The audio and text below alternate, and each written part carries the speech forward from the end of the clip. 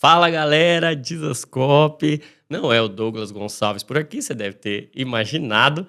Jonatas Leônio, conhecido carinhosamente aqui como Dr. Johnny do Divinamente. E você está aqui no Divinamente Podcast, no nosso segundo episódio. E por quê? Porque nós queremos aprender a pensar e a sentir como Cristo. Como é que a gente se relaciona com a nossa mente, com as nossas emoções, a partir da mente de Cristo. E hoje nós vamos falar sobre 5 hábitos para organizar as suas emoções, a sua saúde emocional. Então, pega papel, pega caneta e vem com a gente para o podcast Divinamente.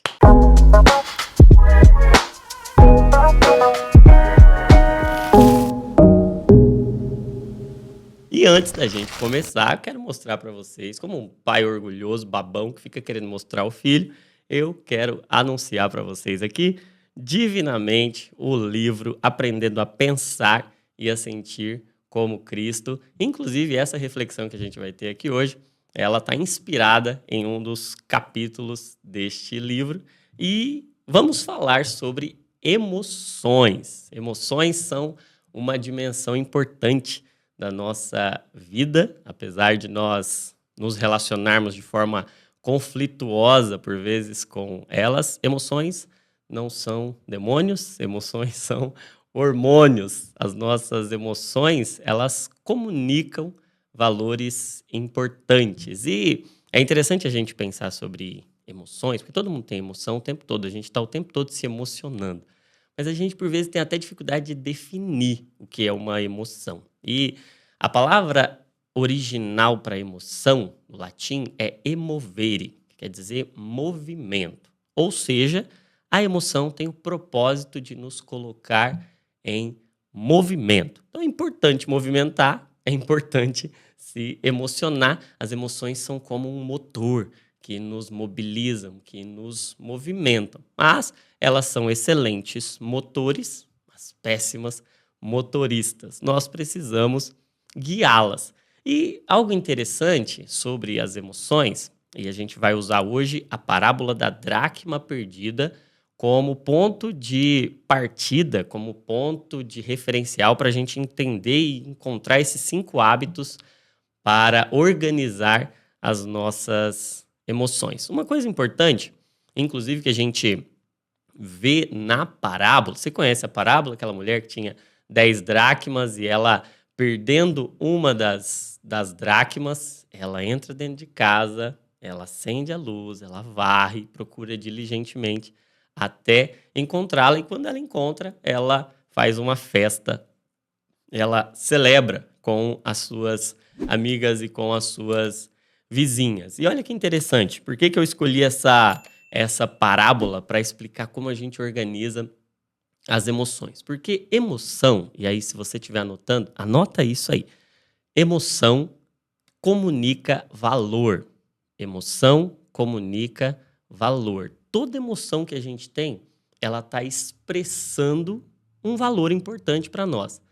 Em um pensamento, para ficar mais claro para você, se nos afeta, é porque tem o nosso afeto. Nos afeta porque tem afeto, ou seja, comunica um valor, comunica um amor, comunica algo que importa. Se nos emociona, é porque importa. Então, quando a gente se importa, a gente se emociona, e isso é muito bom.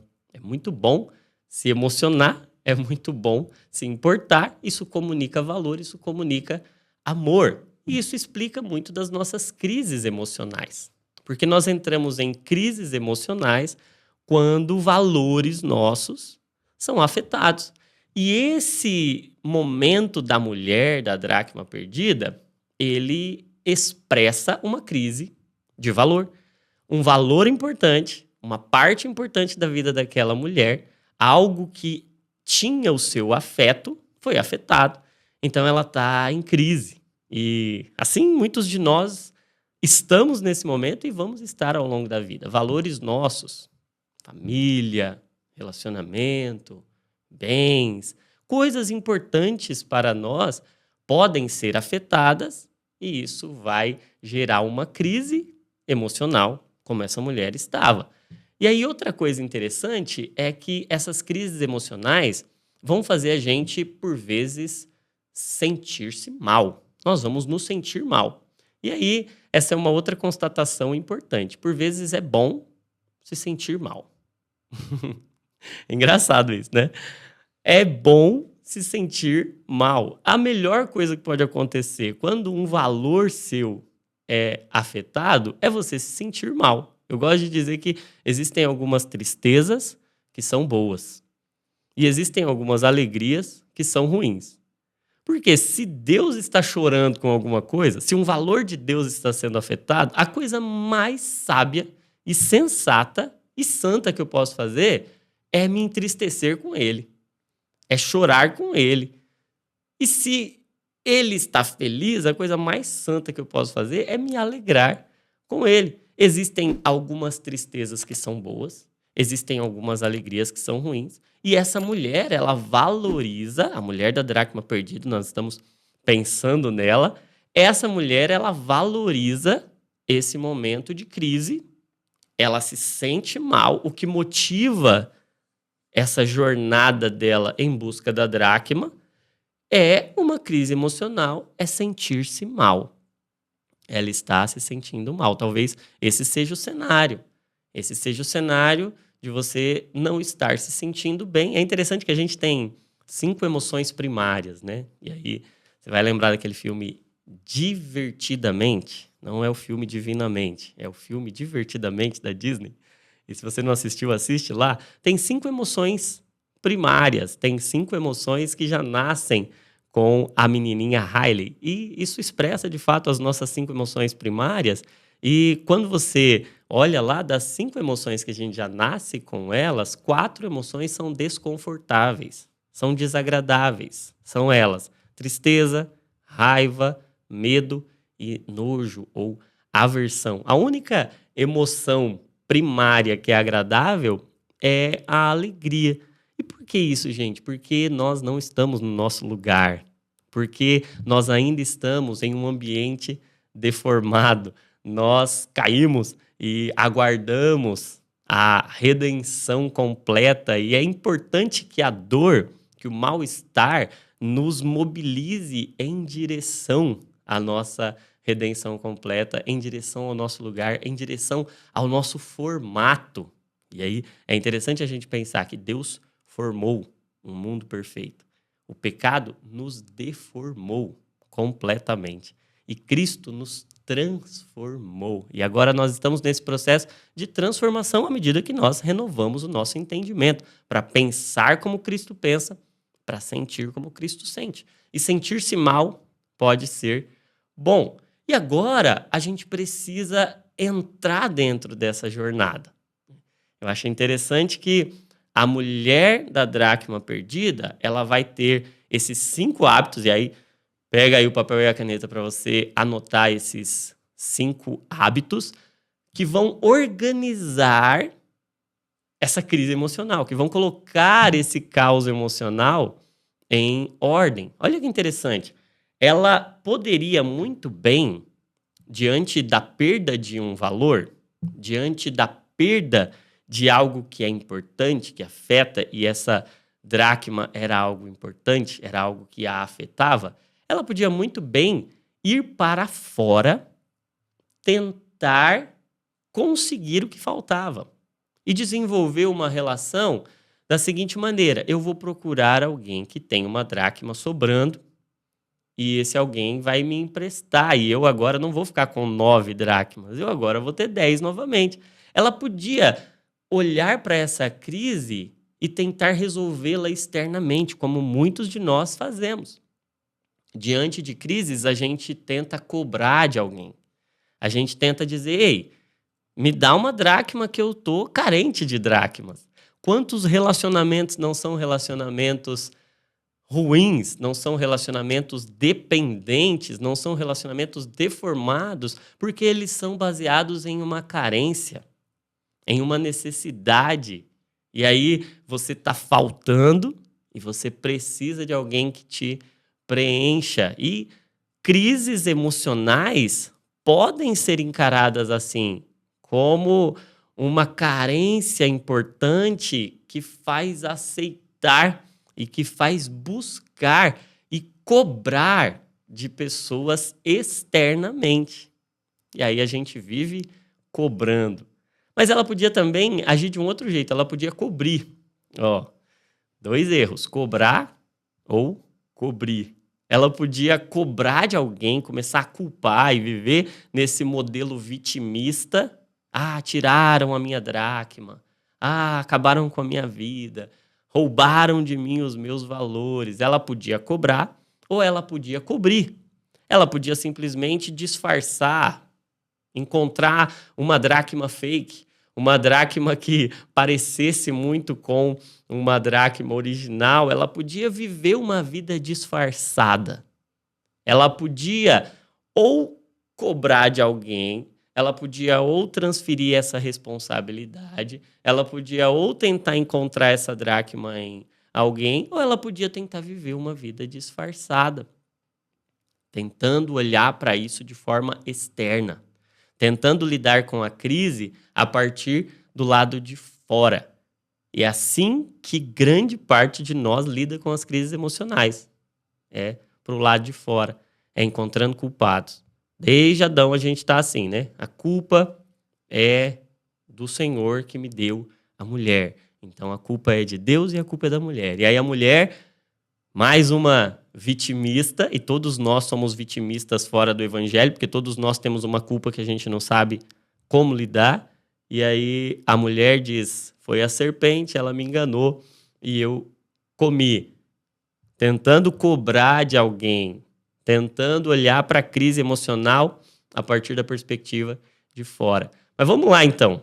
Anota aí os 5 hábitos para organizar as suas emoções a partir da parábola da dracma perdida. Primeiro, o que ela faz? Ela acende a luz de dentro. Então, o primeiro hábito é acender a luz de dentro. Ela não vai tentar resolver a crise a partir do lado de fora, a partir da cobrança, ou a partir da cobertura. Ela acende a luz de dentro da sua casa. E é interessante, gente, porque acender a luz não resolve nada. Acender a luz não resolve nenhum problema. Acender a luz revela os problemas. E eu gosto muito do texto de Gênesis 1. Eu acho que se a Bíblia tivesse só o capítulo 1 de Gênesis, a gente já não tinha desculpa, a gente já tinha material suficiente. Porque Deus diz: haja luz. A terra era sem forma e vazia, ou seja, a terra estava desorganizada, caótica. E Deus agora mostra como é que ele preenche. E a mulher está em busca de um preenchimento. Como é que se preenche? Deus trabalha assim: haja luz. Primeiro, organiza, depois preenche. E como é que Deus organiza? Acende a luz. Haja luz. A luz da palavra vem, e é interessante isso, porque se a luz não resolve, ela revela o problema, ela nos gera responsabilidade. Então entra dentro da cena aí, entra dentro da mulher, ou entra dentro da casa da mulher, ela acende a luz. E acender a luz revela uma bagunça. Acender a luz revela onde estão os pontos de desorganização, onde estão os acúmulos, onde estão os excessos. E a gente precisa ter esse hábito de olhar para dentro, de se observar, de acender a luz dentro, de trazer uma busca para dentro, de dar nome para o que a gente sente. Sabe que a gente tem dificuldade de nomear sentimentos, de dizer: olha, o que eu estou sentindo é raiva, o que eu estou sentindo é tristeza, o que eu estou sentindo é angústia. Dar nome, nomear e dar nome assim, em uma palavra mesmo. Porque sentimento, emoção, a gente dá nome com uma palavra. Pensamento, a gente dá nome com uma frase. Mas é importante a gente acender essa luz de dentro e ter essa responsabilidade. Deus não trata o que não é exposto.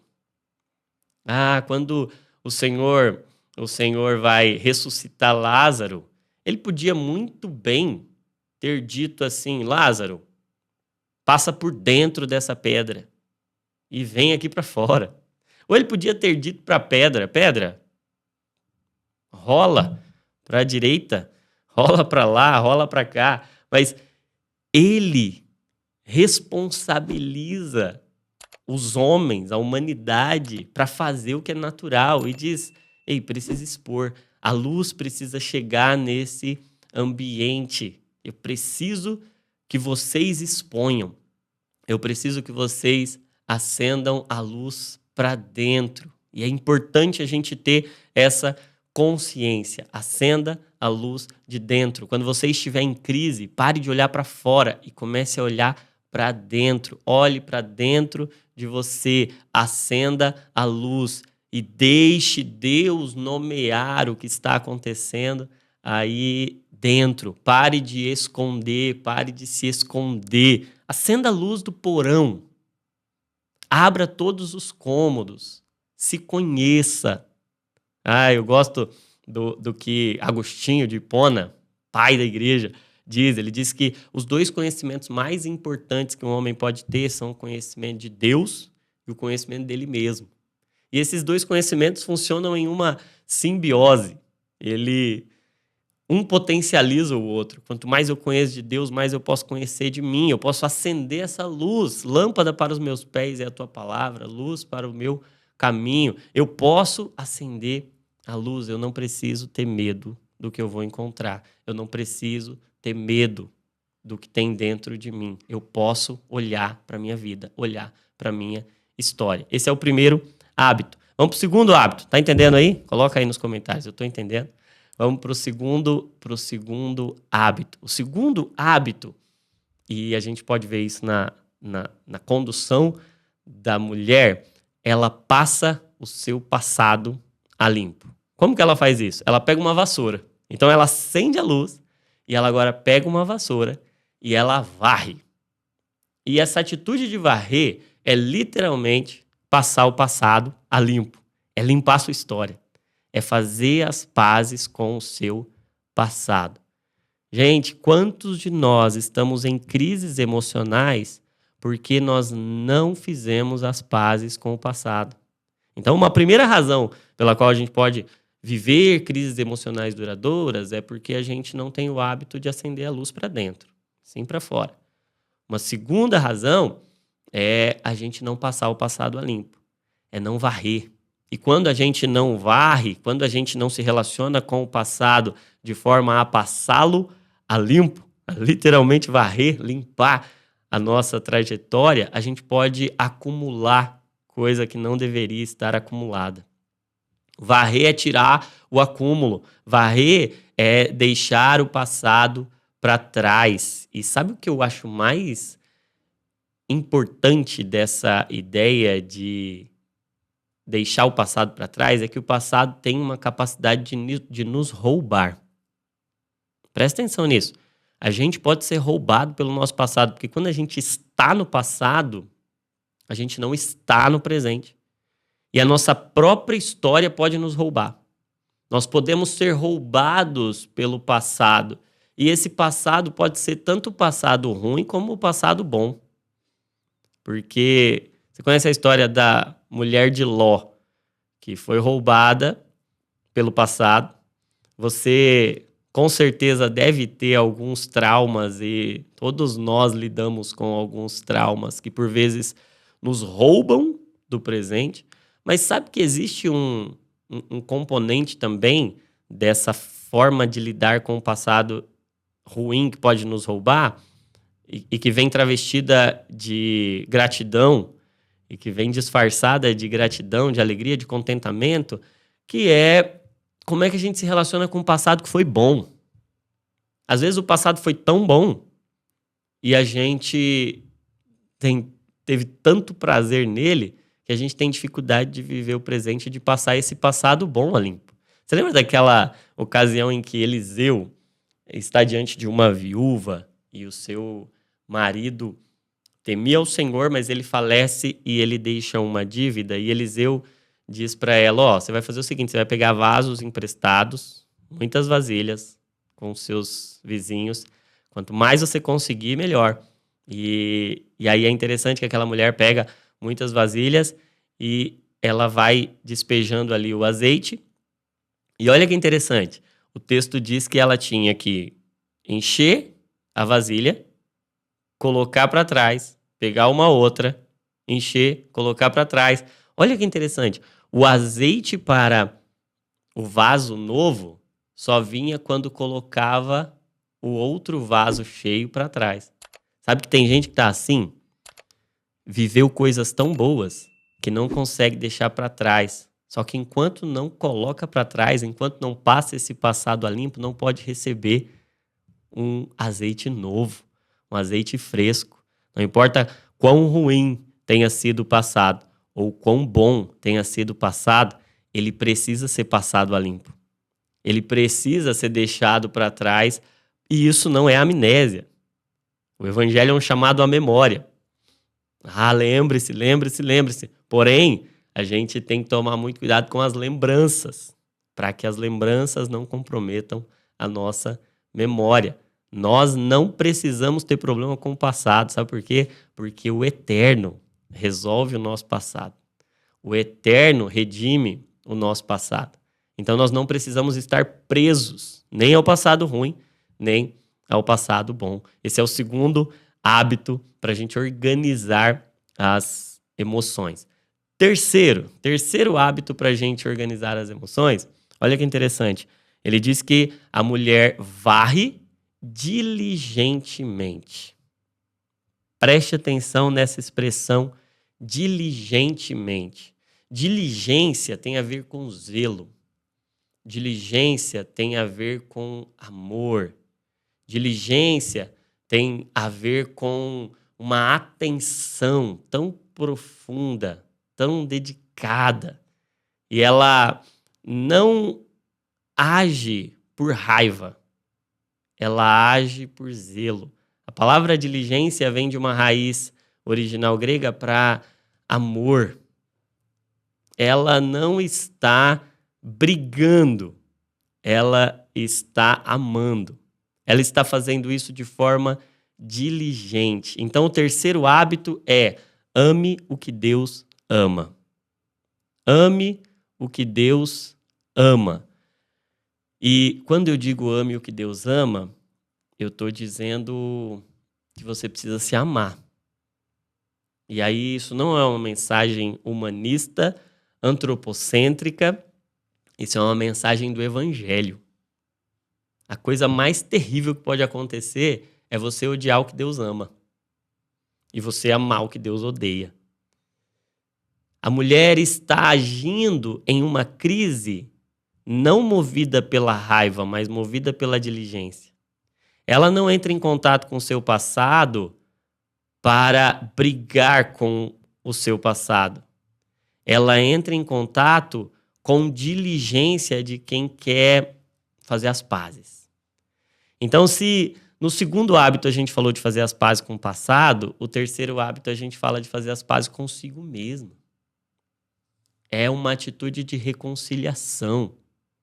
A diligência tem a ver com zelo, tem a ver com amor, tem a ver com dedicação. E sabe o que eu percebo no consultório? Muitos irmãos sinceros, genuínos, mas que se relacionam consigo mesmo em clima de guerra. Uma autocrítica excessiva e um olhar sempre pessimista, sempre negativo, sempre repressivo. Uma atitude de guerra, batalhando. E, gente, nós precisamos entender que, obviamente, nós fazemos guerra contra o pecado, mas nós não fazemos guerra contra a nossa alma. Nós não fazemos guerra contra nós mesmos, porque isso é automutilação. Porque isso é tratar com desprezo o que Deus trata com diligência. Gente, é importante a gente entender o contexto e o pano de fundo dessa parábola. Essa parábola, nós já meditamos muitas vezes acerca dela, é uma única parábola com 3 histórias, e o propósito dessa parábola é mostrar como Cristo se relaciona com o perdido.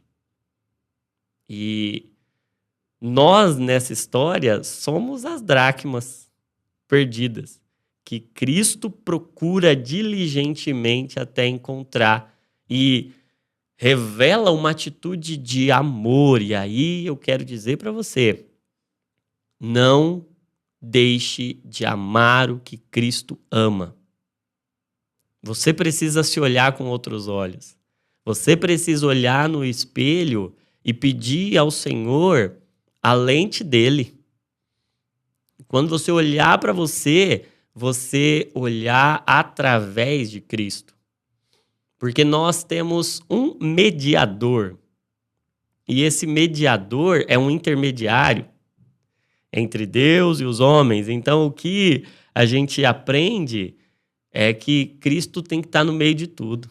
Nós temos que olhar para tudo através de Cristo, inclusive para mim mesmo.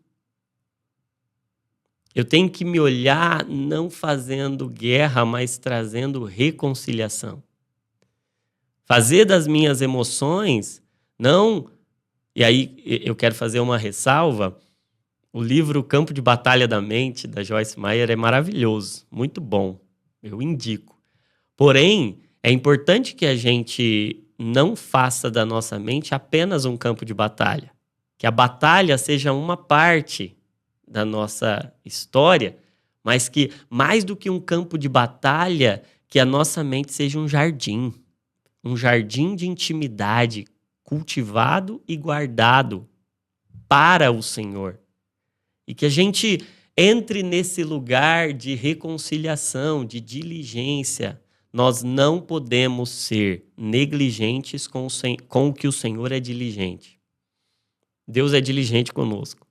Ele nos buscou diligentemente. Então eu quero dizer para você que tem problemas com a sua autoestima, que tem problemas com a sua imagem, que tem problemas com você, que não se aceita, que não se ama, que não se gosta, que não gosta da sua companhia, que não gosta da sua imagem, que não gosta da sua jornada. Deixa eu dizer uma coisa para você, o Senhor te ama e é importante que você ame o que Ele ama.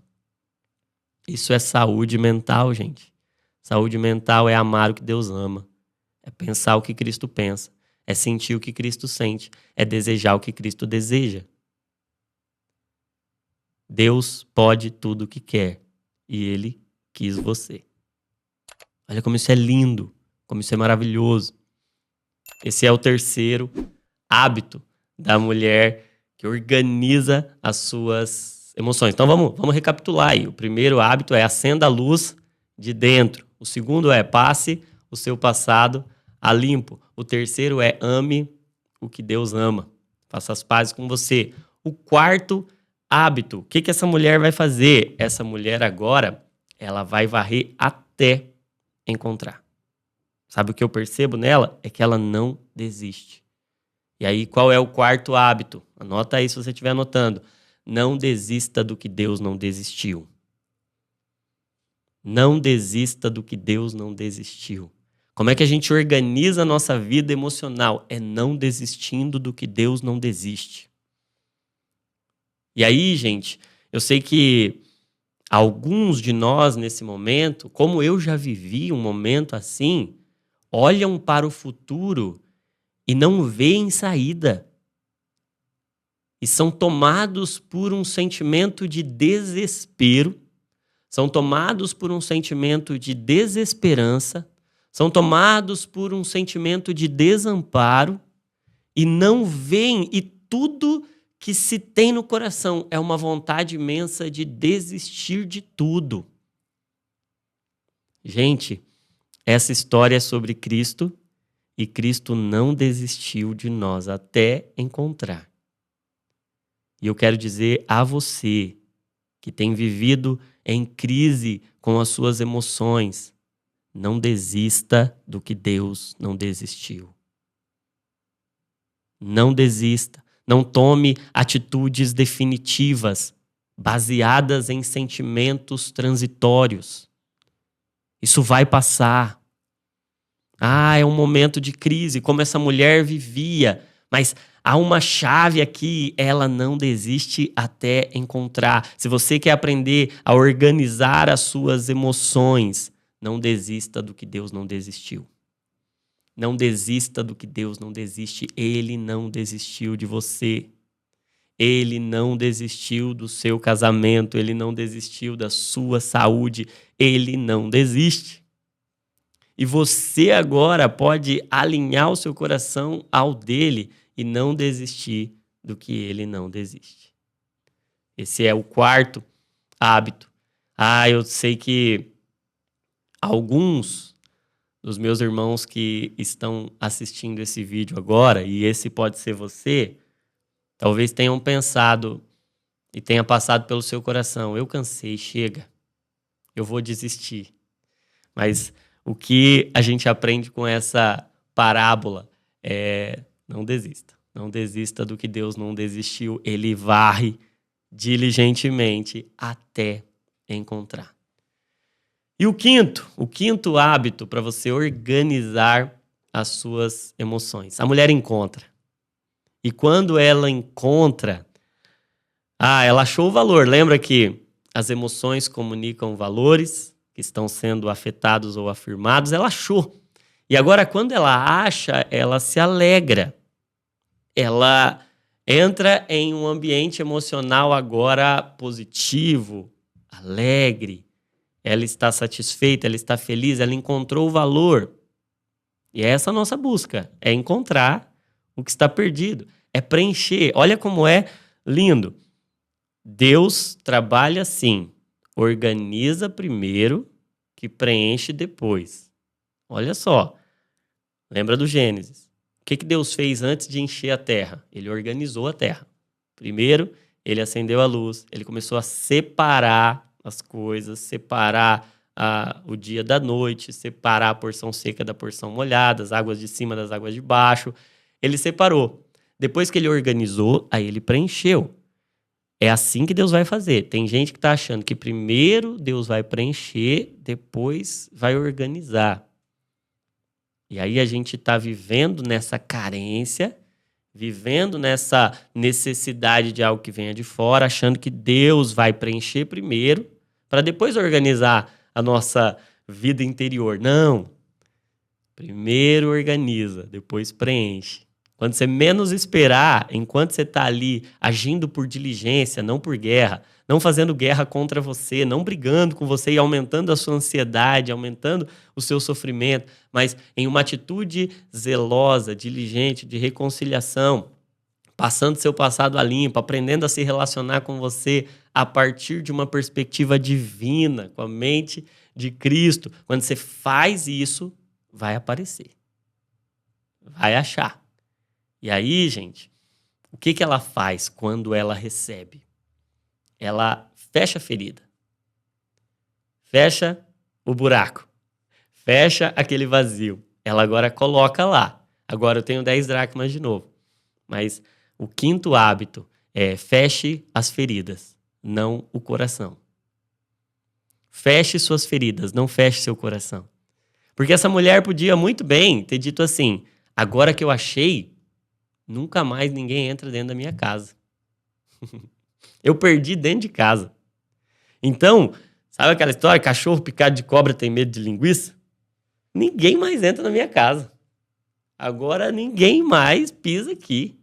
Agora minha casa está interditada. Se alguém quiser me ver, vai ser lá fora. Mas eu não vou perder de novo. Eu perdi foi aqui dentro. Então agora ninguém mais pisa. Gente, quantos de nós estão assim?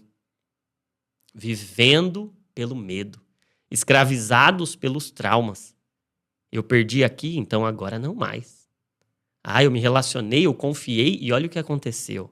Olha o tanto que eu sofri porque eu confiei, porque eu me relacionei, porque eu trouxe amigas para dentro de casa. Eu trouxe amigas para dentro de casa, eu trouxe vizinhas para dentro de casa e olha o estresse que me gerou. Então agora ninguém entra mais. Então agora eu não vou mais me abrir. O meu coração agora vai ficar fechado. Gente, quantos de nós estamos com o coração fechado? Por causa das feridas. Mas hoje o Senhor está dizendo: fecha as feridas, mas não o coração. O Senhor está te abrindo novamente. Deixa eu dizer uma coisa para você. O Senhor quer fechar as suas feridas hoje e quer abrir o seu coração de novo.